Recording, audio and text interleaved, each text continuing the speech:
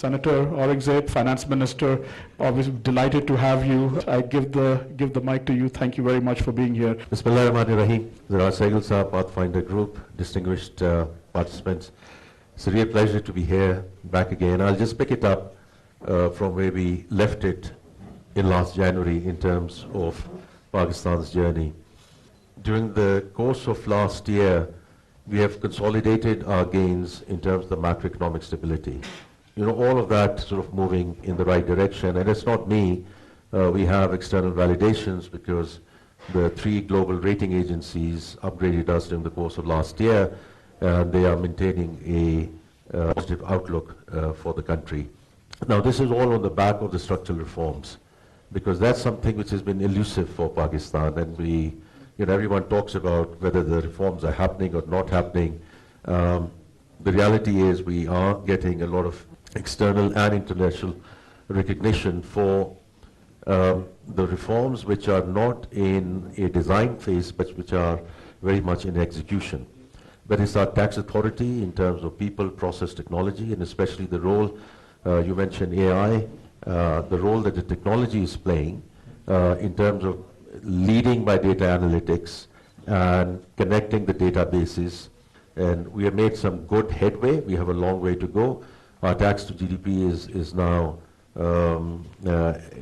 in double digits, but we still have some way to go before we can declare fiscal sustainability. Having said that, we are trying to bring those sectors which have been previously untaxed into the net, and sort of expanding the tax net, because there is a discussion whether we are going back to the same for more, and there is an element of that. And the only way we can get out of that is by expanding the net and by ensuring that we have more compliance and enforcement through technology. A lot of reforms which have happened on the power side. We have brought the circular debt down. We have brought governance. A lot of these boards of the distribution companies are now manned and womaned by private sector.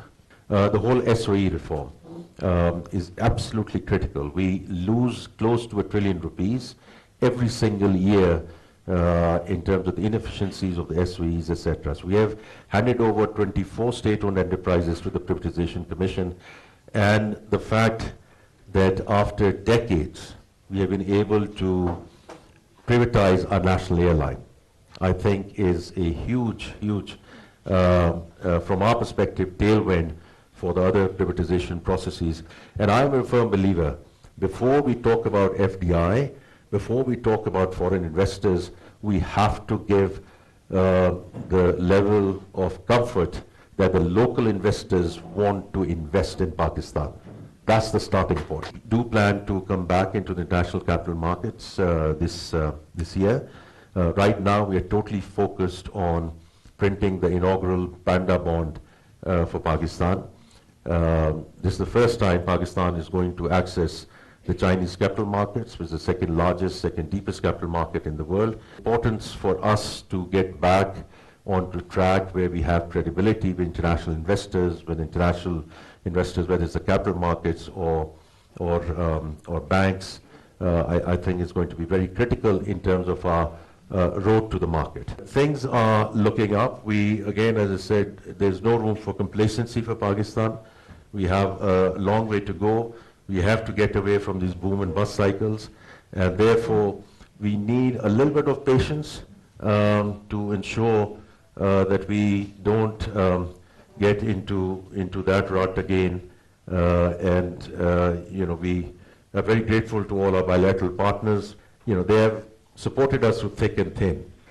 So from that perspective, I think all our, we have the right pillars in place for taking the country to the next level. I keep on saying the ball is in our court. How we capitalize on this, how we sort of take it forward and don't miss the opportunity this time around. Thank you for your patient hearing. I will next ask the Deputy Prime Minister, Ishaq Dar, to say a few words. Thank you, sir. Honorable Prime Minister, fellow ministers, ladies and gentlemen, it's a great pleasure to be here after some while.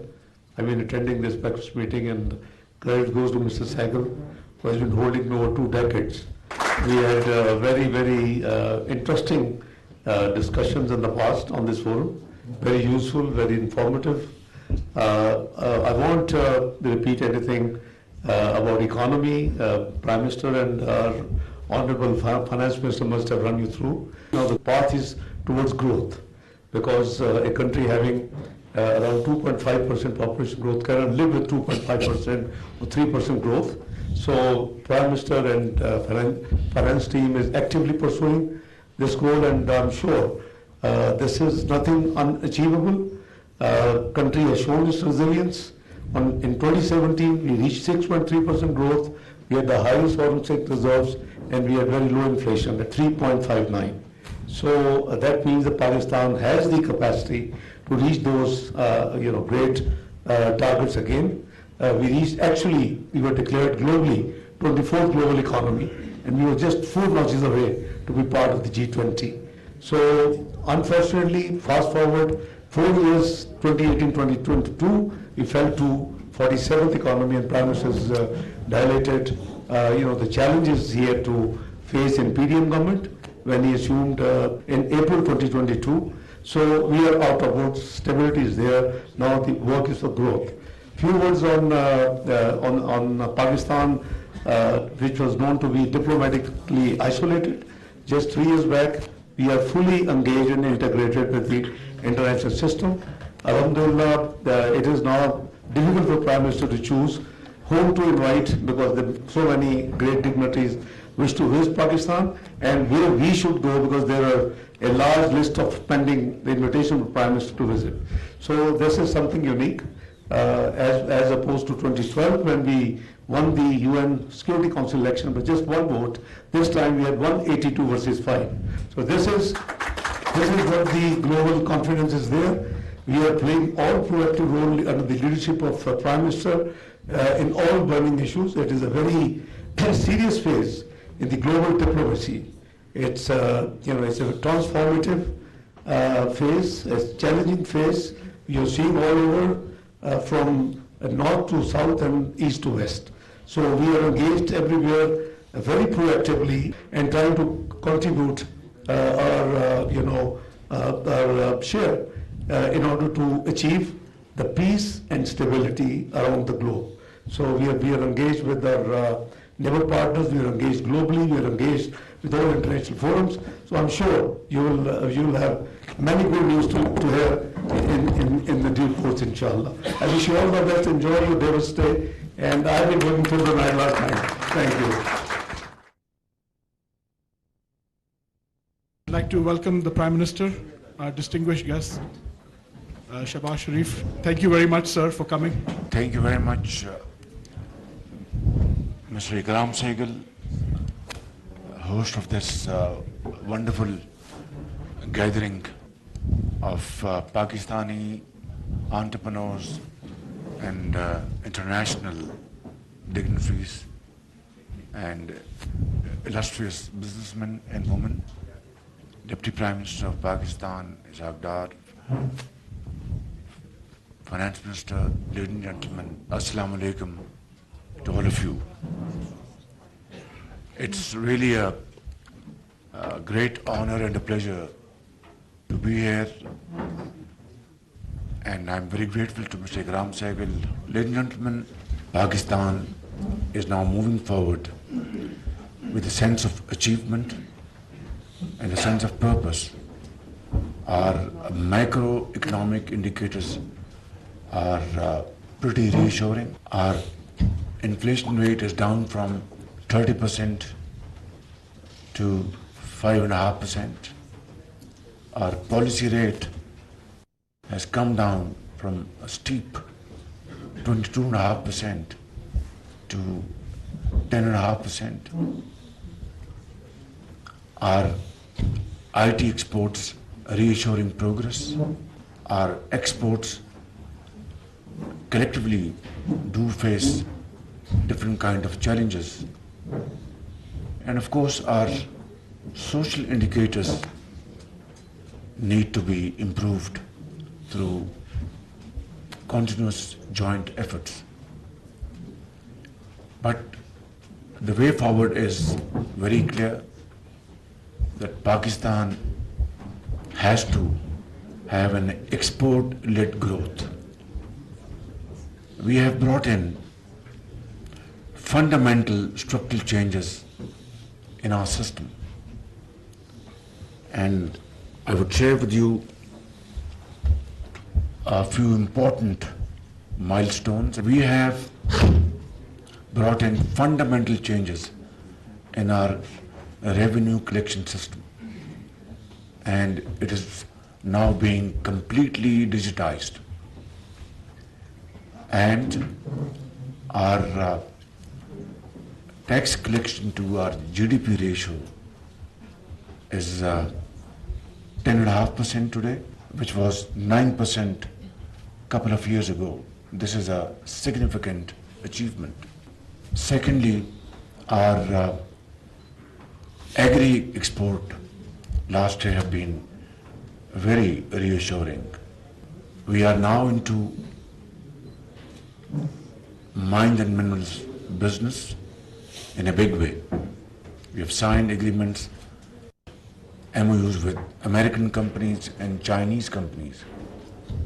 And Pakistan has been blessed by Allah Almighty with infinite natural resources still buried in the heap of mountains in north of Pakistan, Gilgit-Baltistan, Azad Kashmir, the province of KP and Balochistan. But we have now decided to go forward at lightning speed. And we are also moving speedily in the field of crypto, AI, IT. And our IT exports have shown remarkable progress in the last few years. In that we brought a lot of instruments which have facilitated IT exports, which stand at $3 billion annually officially. And our youth bulge is a challenge as well as a great opportunity. Therefore, Government of Pakistan, along with provincial governments, have come forward with many programs to empower our youth through vocational training. NEFTA is an entity at the federal level providing modern training to our youth, and those training programs are duly vetted by third-party audits, and combined with that is international certification.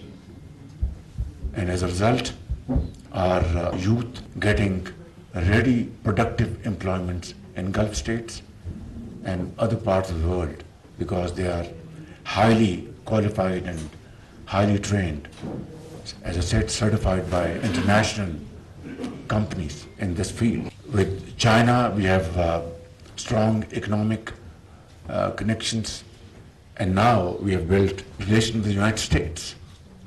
And as I said earlier on, in the field of mines and minerals, there is great hope that we are going to cooperate with each other in a big way. In counterterrorism, we are going to cooperate with each other in a big way. In IT, in AI. So I think Pakistan is at a point of time where we are going to take off rapidly in agriculture, in industry, in mining industry, AI and IT. And I think our future is very promising. I have no doubt about it.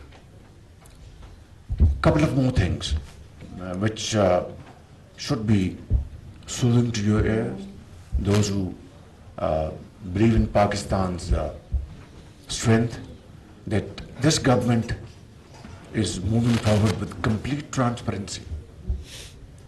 For example, we just had privatization of Pakistan International Airlines, which is a national asset. Unfortunately, in the last few decades, it had received setbacks, and now this has been bought by private sector in Pakistan. Its privatization has been completely transparent. Every aspect of this privatization was shown live all over the world. So the entire nation saw for the first time how transparent this transaction has been. And there hasn't been even a squeak about its authenticity, I think, which is our hallmark. We are now moving forward in other areas of privatization, outsourcing of airports, privatization of our power sector, distribution companies, transmission lines, and so on and so forth. However, this is also correct that as a result of very stringent IMF program to which we have adhered to in letter and spirit, and that's why IMF is now these days, I would say very cautiously, using Pakistan's success story as a role model in third world countries. And now we have to move forward towards growth. I'm meeting IMF Managing Director after this interaction, and we will discuss very frankly our achievements, our structural reforms, privatization, those entities which were bleeding our economy, like, for example, utility stores, which would offer substandard goods to the common man, has been completely shut down. And this bleeding is over forever. Similarly, and this has saved billions of rupees to the exchequer. Similarly, PASCO, that's been closed, saving billions of rupees of Pakistan's poor people. Similarly, PWD has been closed. There have been challenges, pressures from vested interest in the form of protest, but we were absolutely unwavering in our commitment that if we did not do this, it will not be fair to ourselves and to the people of Pakistan. So, ladies and gentlemen, this procedure is moving very rapidly, and I think unless and until we stop this bleeding of our economy through these measures, challenging as they are, our economy will not be on sound footing, no matter what we do. So I think this is a result of collective efforts, and it may sound to you a bit odd, but I have to say with fullest force at my command that these achievements have been made through collective efforts, through teamwork, and that means that complete harmony between political hierarchy and military hierarchy. If we have to get rid of our mounting debts, both foreign and internal, if we have to alleviate poverty, unemployment, if we have to make our country prosperous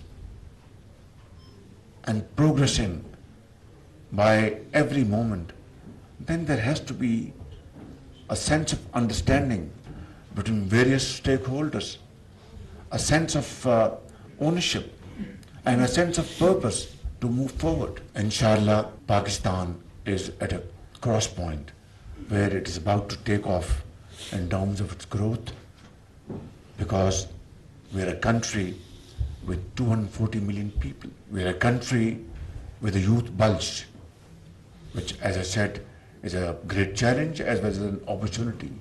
And we are absolutely committed to convert this into an opportunity by providing them all those tools and opportunities which will make our country great.